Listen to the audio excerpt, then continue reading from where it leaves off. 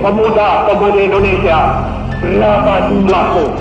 Jawablah, kami hanya satu.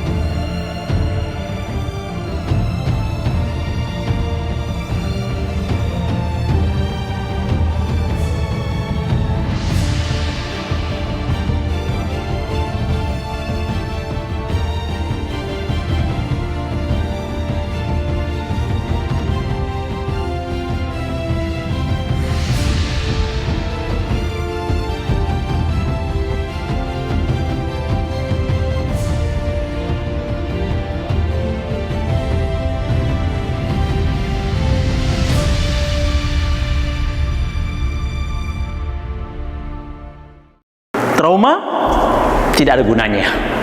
Sahabatku sekalian, ketika engkau sedang menuju sebuah pencapaian, ketika engkau sedang menginginkan sesuatu untuk segera terjadi dalam hidupmu, maka engkau harus mau melepaskan masa lalumu.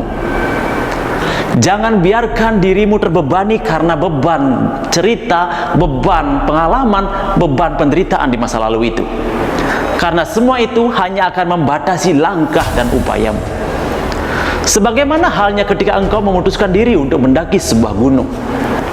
Jika terlalu banyak beban yang engkau gendong dalam pundakmu, maka engkau akan sangat kehabisan tenaga, engkau akan kehabisan waktu, dan engkau akan sangat terbebani untuk bisa sampai di puncak gunung itu. Hidup ini juga sama.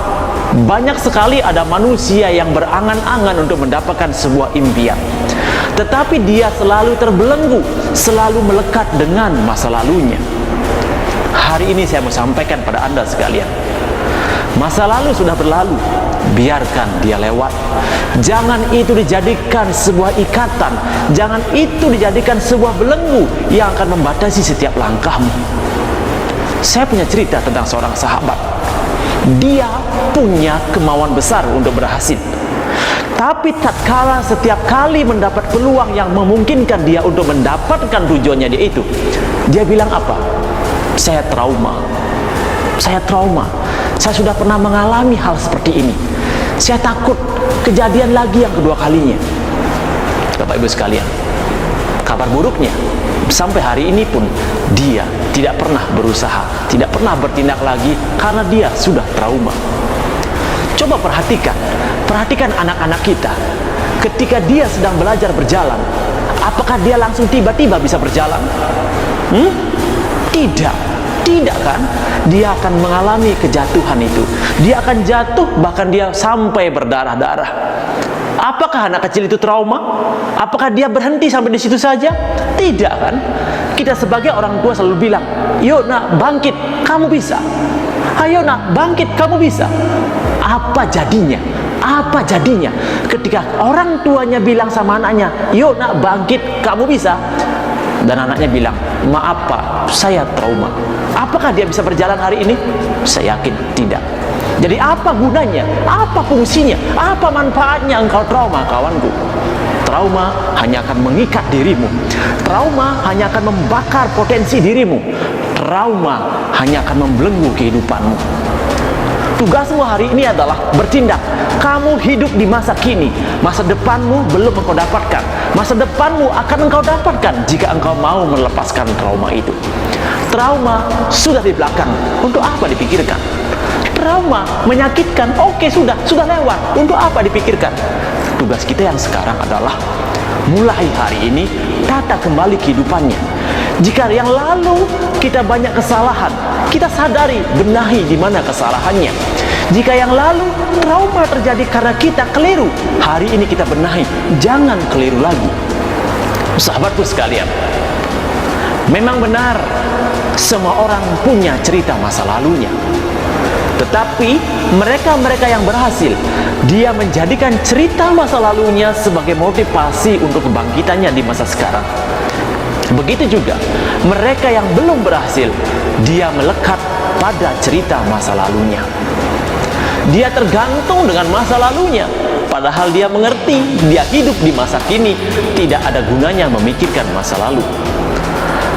Kamu masih diberikan waktu untuk berbenah. Kamu masih diberikan peluang untuk bisa berkarya. Lalu apa gunanya kamu menyia-nyiakan waktumu hanya untuk tergantung dan melekat pada masa lalu?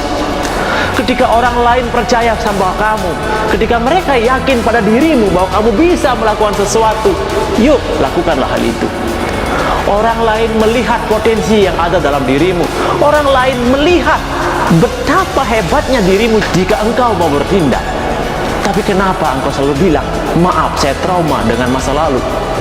Sahabatku sekalian, saya bertanya, memangnya kalau trauma dengan masa lalu dan kita terikat dengan trauma itu, engkau dapat keuntungan berapa sih? Hah?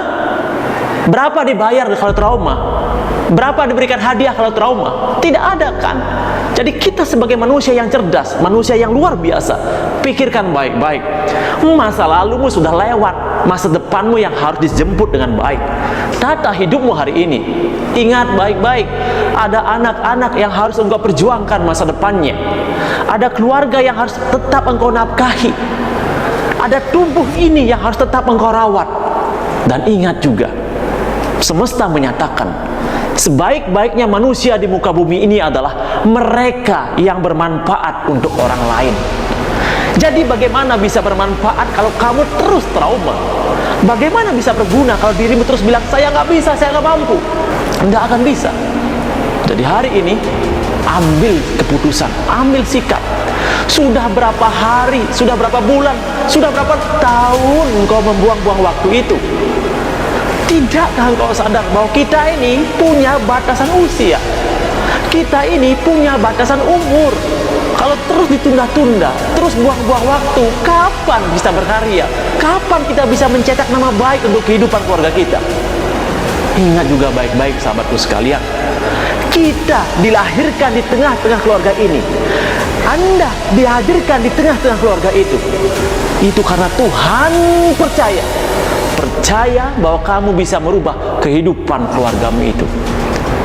Tuhan percaya sama kamu bahwa hadirnya dirimu di tengah-tengah keluarga itu akan menjadi setitik cahaya untuk menerangi kegelapan rumah tangga itu, untuk menerangi kegelapan keluarga itu, untuk menerangi kegelapan kehidupan bermasyarakat itu. Lalu apa jadinya kalau karunia besar yang Dia turunkan untuk dirimu sendiri itu engkau sia-siakan begitu saja? Bukankah beliau akan kecewa, sahabatku sekalian?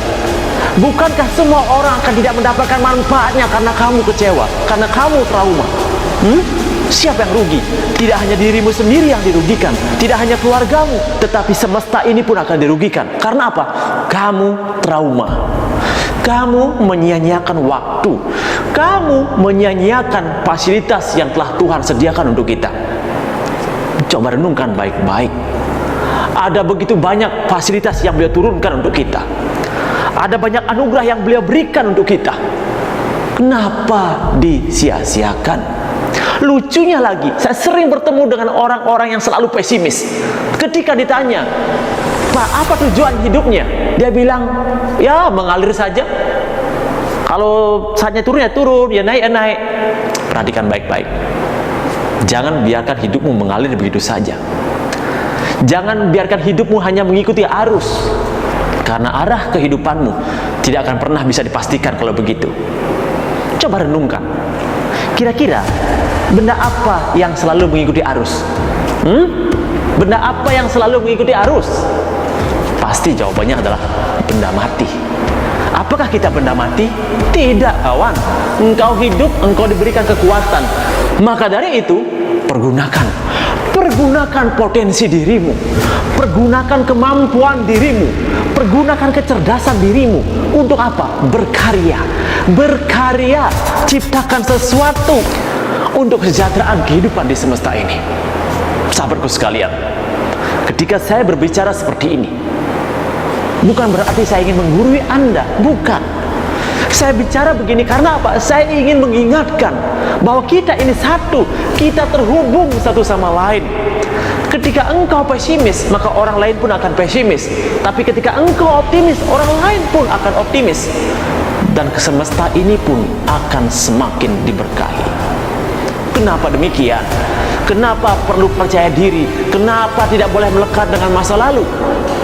Karena masa lalumu tidak akan pernah merubah nasibmu di masa depan.